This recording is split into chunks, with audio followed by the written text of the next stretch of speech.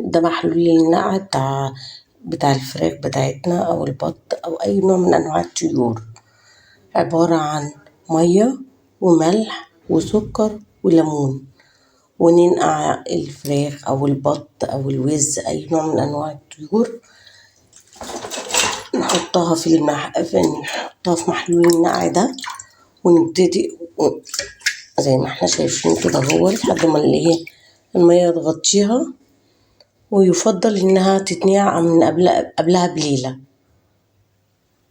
شفتوا المية بيضة زي ما هي، هنشوفها بعد ليلة كاملة في محلول النقع ده شكل المية هيبقى عامل ازاي. بصوا المية بقت عاملة ازاي،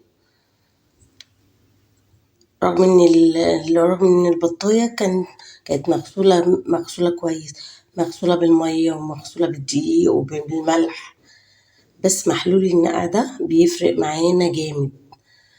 نطلعها بقى من محلول النقع ده وبعد كده نشطفها تاني، وبعد كده مش هتشمي اي ريحة زفارة في البطاية. احب اعرف اي بنت لسه متجوزة قريب بالنسبة لأي نوع من أنواع الطيور، مواطن الزفارة اللي احنا لازم نتخلص منها بتبقى موجودة في جزئين، في الجزء اللي هو بتاع الجناح، وفي الجزء ده اللي هو بتاع المؤخرة بتاعت أي نوع من أنواع الطيور، بطة وزة فرخة، لازم نتخلص من الجزئية دي ونتخلص من الجزئية دي، عشان دي اللي بتسبب زفارة أي طير مهما غسلتيه.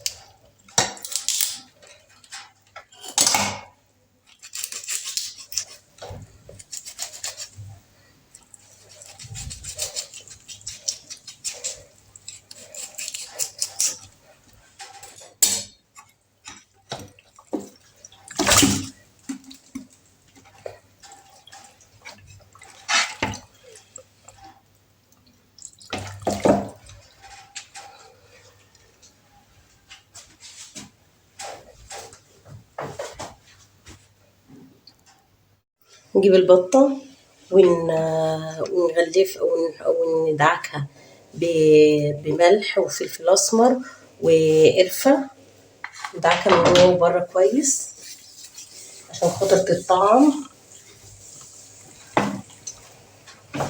كويس.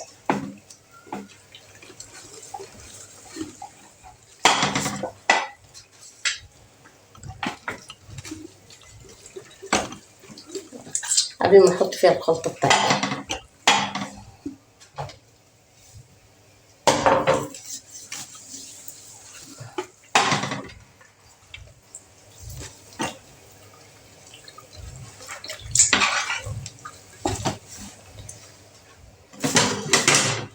هنجيب الخلطة بتاعتنا، احنا هنحشيها بالبصل والبرتقال. ادي البصل قطعناه مكعبات،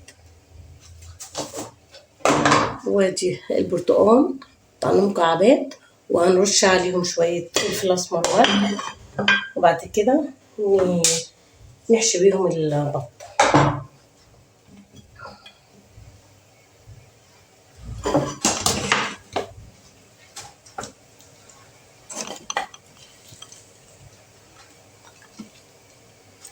هحشي بيهم البطة.